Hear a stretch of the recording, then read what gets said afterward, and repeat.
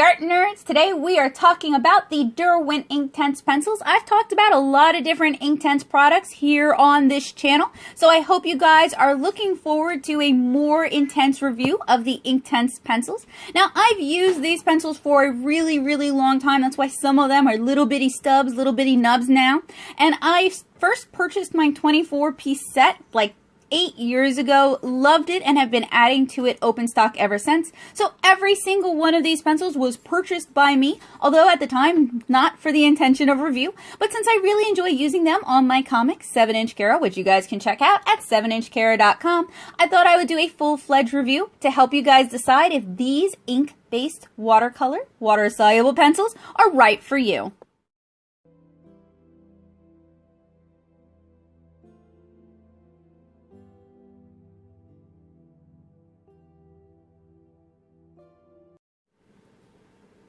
So a little bit of info about Derwent. They make a variety of products and have several different product lines. They're professional, academy, and children's lines. Under professional, they have drawing, coloring, pens, and accessories. And then under coloring, they have water soluble. Y'all know that is my category, with the Derwent Inktense blocks, which we've talked about here on this channel. The Derwent Inktense pencils, which we're talking about right now, the Derwent Inktense Paint Pan Travel Set Palette 01, which we reviewed, the new Travel Palette Set 02, which I have not reviewed, but I hope to get my hands on it, Derwent Pastel Pencils, Derwent Watercolor Pencils, and Derwent Line and Wash. Now, I have used the Derwent watercolor pencils in the past. I don't really care for them at all. If you're interested in buying Derwent products, I would say go straight for the Derwent Inktense. These are going to be the best pigment delivery that Derwent has on offer. You can get them open stock or in cents. They are open stock on Dick Blick for $2.09 per pencil. There's a 72 color range, and the pencils have the color name and color number on them, and the color is permanent once dry. And sets come in sizes of 6, 12, 24, 36, and 72. And as I said, open stock is available, and it's available in most art stores, which makes these incredibly accessible. So it makes it very easy for me to recommend these because you can find them almost anywhere. And most of Derwent's products are pencil-based or dry media-based and include the Inktense range and graphites. And we've talked about Inktense in the past, specifically the Inktense blocks and the Inktense travel palette. Inktense are India ink-based pigments, so they're going to be water resistant when dry, less prone to lifting, and more light fast than normal watercolors. The downside is there's generally no granulation and colors can feel a bit flat. Colors are also a bit opaque. I use Derwent pencils all the time when I'm working on 7-inch Kara, and I really love them. So here we have a comparison of the different Derwent pencils. We have two Inktense, and we have their watercolor pencil, as you guys can see in the middle. I am going to actually do a little swatch comparison to show you guys, but I dislike the Derwent watercolor pencil so much that I rehomed, I donated my original set to someone who could use them more than I can. So I no longer have many of them on hand. I just have one to show you guys. And I just find that they're a little bit more chalky, a little less pigmented than the Derwent Inktense. And when it comes to buying art supplies for my own use, I don't like fiddling around with things. I want things to perform immediately. I want them to be good on arrival. And I just didn't think the Derwent watercolor pencils were as good as the Derwent Inktense pencils. So my recommendation is save up, get the Inktense over the watercolor pencils. So Derwent actually makes several different water-soluble pencils. We have the Inktense, the Graphitint, the Aquatone, and the watercolor pencil. The Aquatone is unusual in that the entire thing is made out of, I guess, the core of a watercolor pencil, which makes it a little bit delicate to hold. The Graphitint is tinted water-soluble graphite. And I'm going to swatch these in a little bit, but I'm just kind of pointing out the different discerning traits. If you see the brush on the pencil, that usually means a pencil is water soluble, which is why I pointed out with my Winsor & Newton review that they really need to have a brush on their pencils, especially if they're thinking about expanding into color pencils. Most watercolor artists who are used to watercolor pencils expect to see that brush on the pencil they're purchasing. So most of the Derwent water-soluble pencils are round in body. The watercolor pencil is hexagonal. And And the larger sets come in tin boxes with removable lids. I used my set for years and only switched it out to house all my watercolor pencils in one case, a U-Shares case that I've talked about on this channel. The set itself is fairly sturdy, but I did washi tape it shut for security. And this review was sponsored by my awesome art nerds on Patreon. You can help support this channel and the content I create at patreon.com/natosoup. By now, we've probably lost the ability to comment, so if you have questions or comments, please consider joining my Discord server, the Paint Box, or leave a comment on my Patreon. You can also reach me via Twitter and Instagram at natosoup. So we are about to start swatching, and I am swatching in my Canson XL watercolor sketchbook. You guys can see I showed you guys my Winsor & Newton swatches. These are my Faber-Castell Albrecht Dürer swatches. So if you guys are on the market for watercolor pencils, please watch those reviews before you spend your money. I hope to help you guys find products that work the best for you. So for our opacity testing, I am applying some Copic marker to the paper, and this way we can show opacity differences without creating a resist. Some of the other inks I've used in the past create a bit of a resist, but a single layer of alcohol marker ink in black does not cause problems. So the pencils themselves, you may find them in hexagonal bodies or round bodies. I think the new body is the round body, but I might be wrong. Please don't confuse these with Derwent watercolor pencils. You're looking for the Inktense on the label. I'm not going to swatch all my pencils, so I selected the 24 that were in the 24-piece set.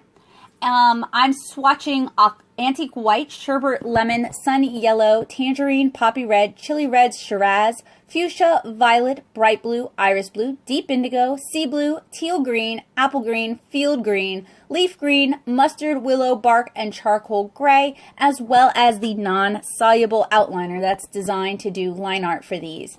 So as I'm swatching, I notice that they're very pigmented. There is a bit of dust, and they're maybe not as buttery as some of the pencils I've used. There's a bit of gumminess on application.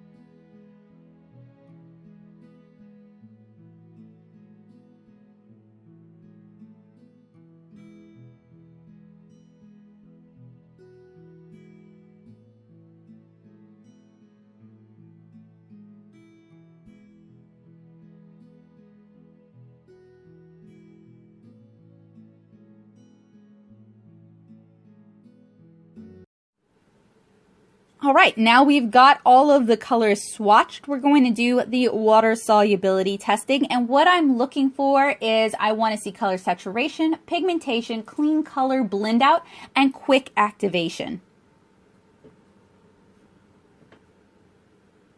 And with the 24-piece set, you guys might notice there's no skin tones in this set. We have a yellow ochre, mustard. We have a burnt sienna, which would probably be willow. And then we have a sepia color, which would be bark, but we don't really have any sort of peachy colors in the set. There are some colors that are more peachy, open stock, but really Inktense isn't the set you're going to want to look to if you're looking for skin tones. I feel like the Faber-Castell Albrecht Dürer line covers skin tones better than Inktense does, so you may wish to augment your set. So as I add water, I notice that there's a bit of a flatness to these colors. I talk about this a lot more in my Inktense exploration videos, my Inktense block video, and my Inktense palette video. And I think this is due to being made from India ink rather than various pigments with various properties. Colors feel a bit dead as well. Everything is the same granulation. Some colors activate better than others or take a little bit more time to activate.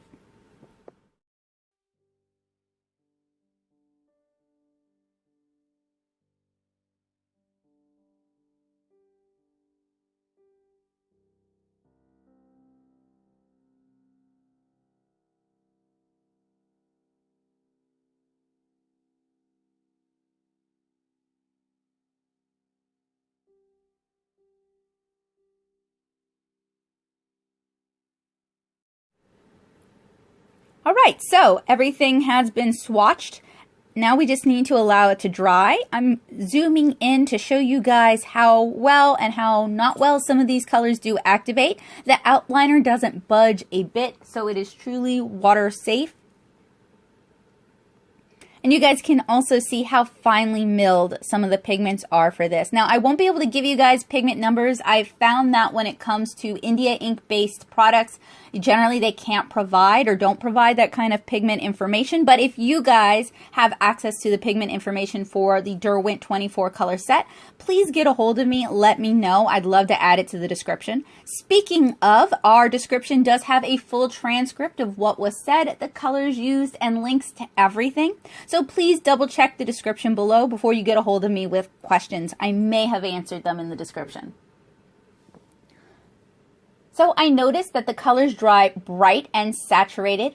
And as I mentioned earlier, there's basically no skin tones in the 24 color set, and there's not really many in the rest of the range either. So next I'm going to do a lift test on these, since these promise to be lift resistant. Now, I will say, just based on my experience using these for watercolor comics, they do seem to be very lift resistant. Once you put them down, they tend to stay where they're at, which can be good. You can layer over them really easily without a lot of muddiness, but I still wanted to do a lift test for you guys just so you could see. And we have a little bit of the upside down here. I do apologize.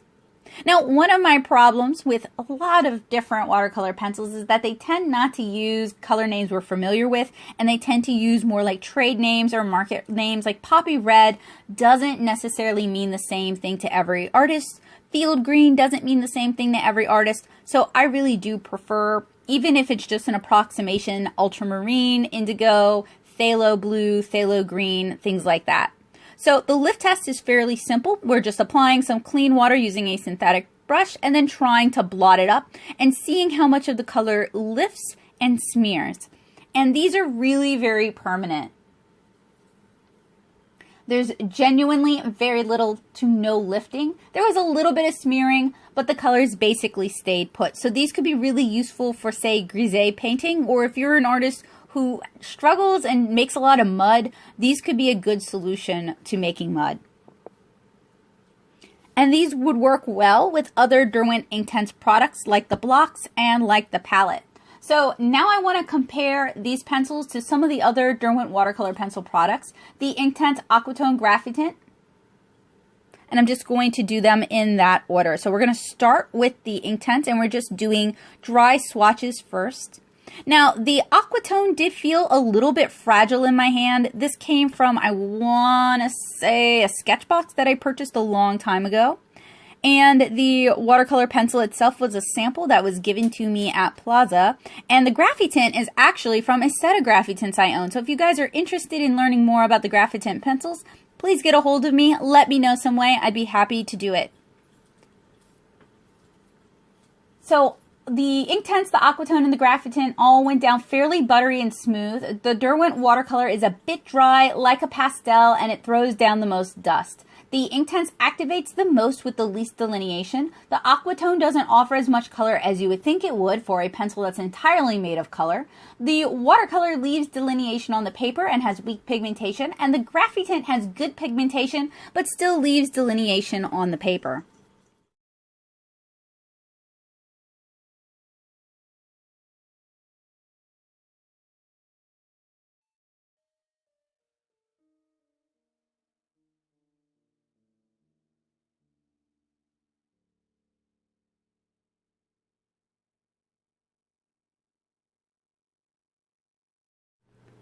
So next we're going to put these to the test with a color wheel. So I'm selecting 6 colors.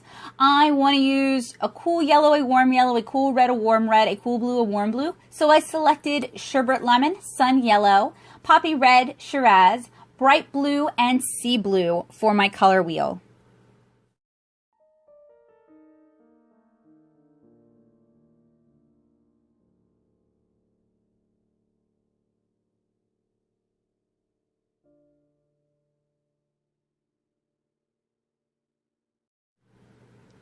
And as I'm applying color to this larger field, I noticed that these are very dusty and quite a bit gummy.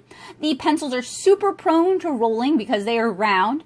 The colors are super pigmented, rich, and make for really nice clean mixes, especially the green, as you guys will see in a moment. Now, I do have a theory as to why these are so gummy. Some of these are 10-year-old pencils. They've seen some humidity. They've flown with me back and forth to Louisiana several times. So I've put a lot of wear and tear on these pencils, and compositionally, they may be starting to break down.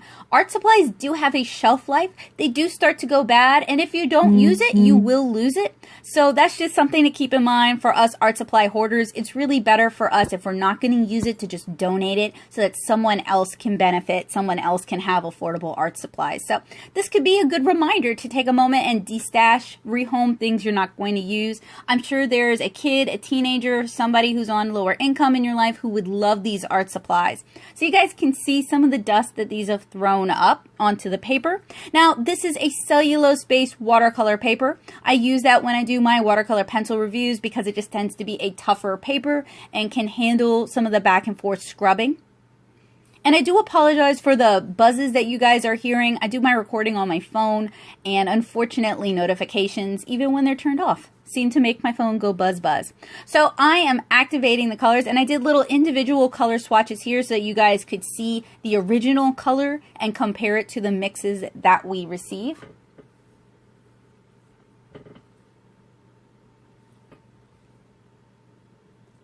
And I found that these are super pigmented and rich and make for really nice clean mixes, especially that green that you guys see with, I want to say, sea blue and sherbet lemon. See, this is why I don't like cutesy woo names. I can never remember them.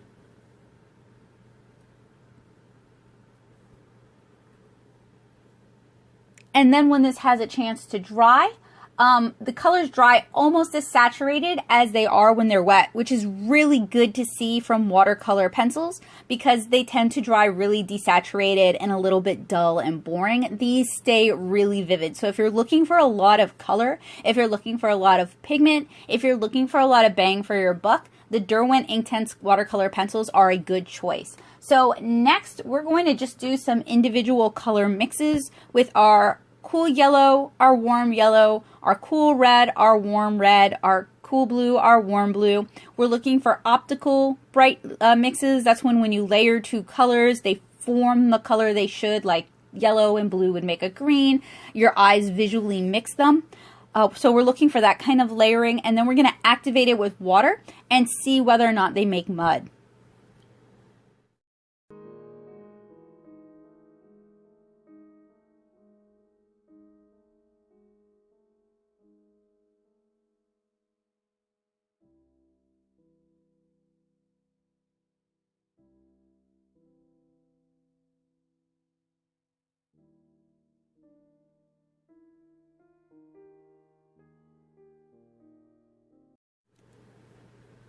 So I just goofed a little bit over there, so I just moved it over. It doesn't actually signify anything. I just wanted to give myself more space to work.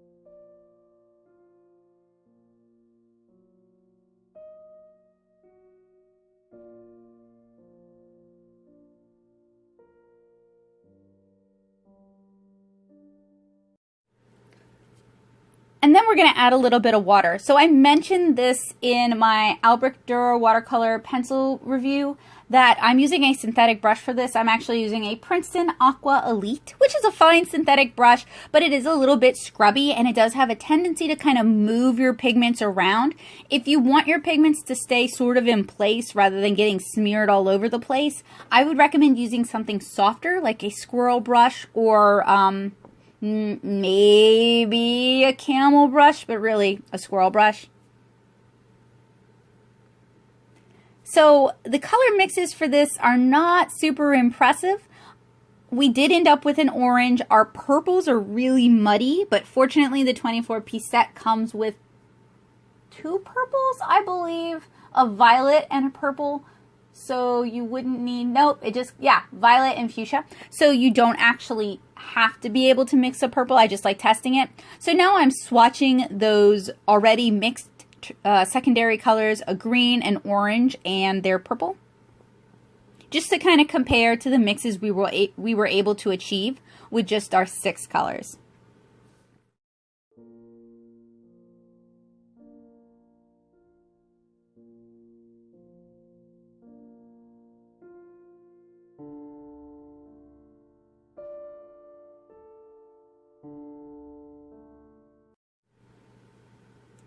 And as you guys can see, the included purple is so much better than the mix of purple we were able to get.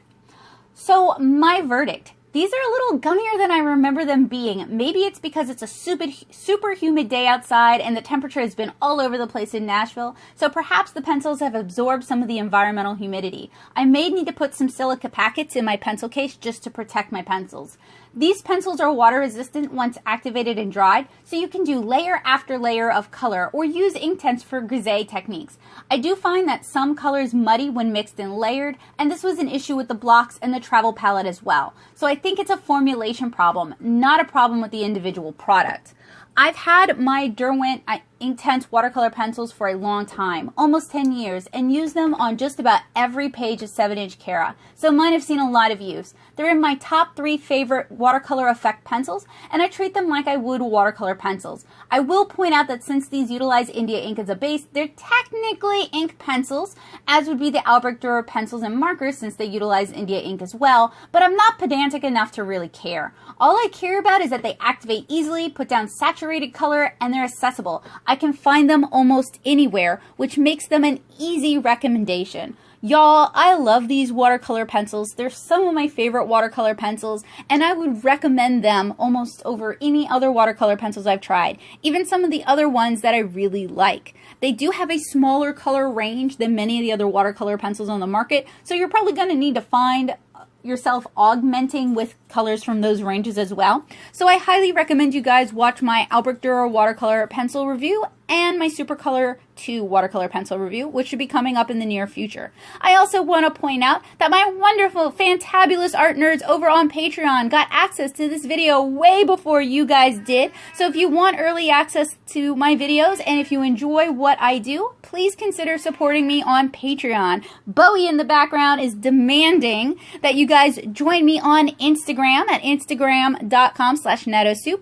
I post art regularly. I share sneak peeks from 7-inch Cara, and I share sneak peeks for videos that are coming up on this channel. It's a great way to get a hold of me, to ask me questions that may have come up in these videos and we can't comment on them anymore, but you still have those questions. And I would love to see your art as well, so please message me back. Say, hey, I saw you on YouTube. Would you mind checking out my art? And I'll follow you back as well. If you want to talk about art supplies, if you want to get real nerdy about art supplies, I have a Discord channel, and I'm going to pop a link down in the description so you guys can find it.